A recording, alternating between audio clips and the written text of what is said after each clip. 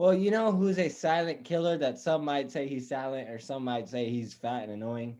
That is Luka Doncic. And let's talk about the fourth team on our super hot fire five. That is the Dallas Mavericks. The Mavericks had a really good week this week. They went 3-0 this week. They have won their last 3 games. They beat the Rockets on Monday. Really good game from Luka. He had a triple double. Beat the Nuggets in overtime on Thursday.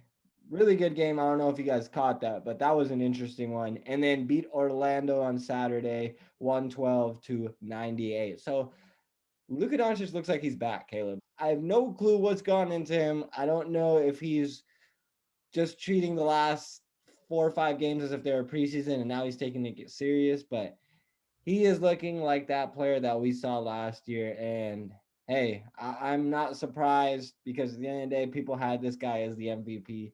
Mhm. I will say I am a little shocked that Dallas has struggled this much this year.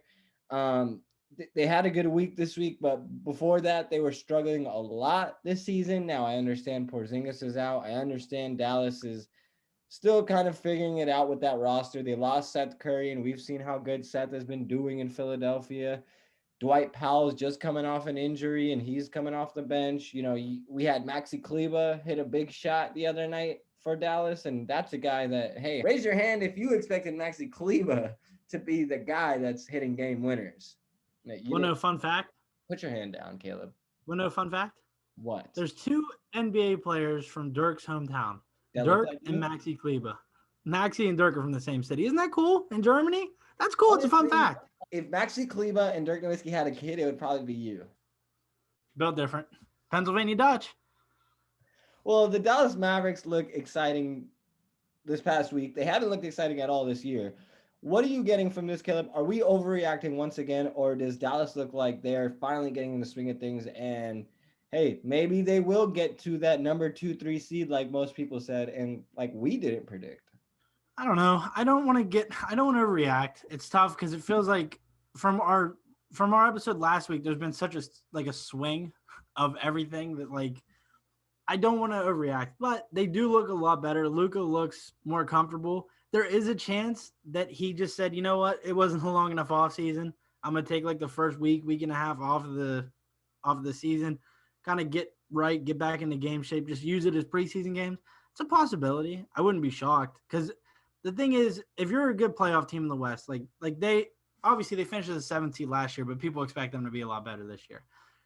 You can't afford to get off to a slow start. You know what I mean? Like you're gonna recover, get back to the playoffs, like you're gonna be fine. And that's possibly what they tried to do. I don't know if that is, but the difference in Luca from week 1 to week 2, it definitely looks like that was the game plan, just to move through the motions, get into the swing of things, try to win, but just kind of, you know what I mean, kind of get everybody involved, try to figure stuff out. Because Josh Richardson coming in for Seth, that's bigger than people think, like in terms of like different types of player.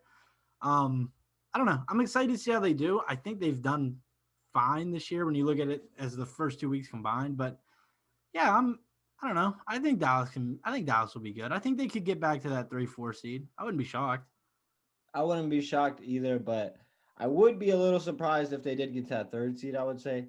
I don't see Dallas really maintaining a long-term success as far as being one of those top 4 seeds. Now, I will say that they have been doing a lot better as of the past week without Porzingis and really getting better chemistry, I would say, this year. But at the end of the day, we're gonna have to see with the Dallas Mavericks. They are a wild card team this year. A lot of people expect them to be much better this year, but I think that's a little bit getting out of hand because Yeah. Dallas is a good team, but we haven't seen anything besides Luca's game winner in the bubble and Dallas playing decent in that series for people to put them as high as they are. And let's keep in mind, they played decent in the series against the Los Angeles Clippers, who, if we're asking a lot of people, they played really bad in the bubble. So if we're overrating that to put Dallas as a 3 seed or top three, top 2 seed, that's a little extensive to me.